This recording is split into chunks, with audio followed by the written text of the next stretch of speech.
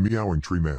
By you/Search and Rescue Woods. I'm a search and rescue officer for the U.S. Forest Service. A lot of my less outdoorsy friends want to know if I've ever seen the Goat Man while I've been out on calls. Unfortunately, or I guess, fortunately, I've never had anything quite like that happen. I guess the closest was the whole black-eyed man thing, but I didn't see anything. However, there was one call where I had something kind of similar happen, but I'm not sure I'm willing to chalk it up to the Goat Man. We'd gotten a report that an older woman had fainted along one of the trails and needed assistance getting back down to the main area. We hike up to where she's at, and her husband is just beside himself. He runs, well, I guess more jogs, to us, and tells us that he was a little ways off the trail looking at something when his wife starts screaming behind him.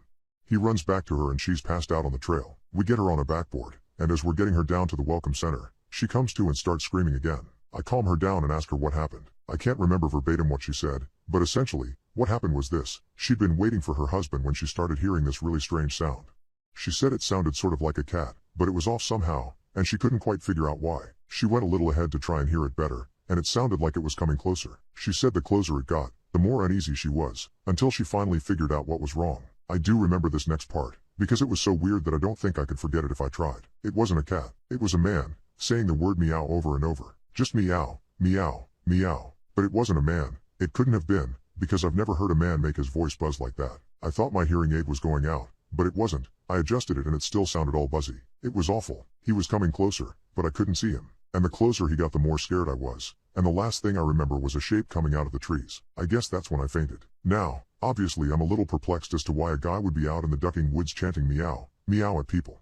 So once we get down the mountain, I tell my superior that I'm gonna go search the area to see if I can find anything. He gives me the go-ahead, and I grab a radio and hike back to where she fainted. I don't see anyone, so I keep going about a mile more, and when I head back I go off the trail to see if I can figure out where she saw him coming from. It's almost sunset by this point, and I don't have any desire to be out at night alone, so I just sort of write it off and make a mental note to check it out again tomorrow.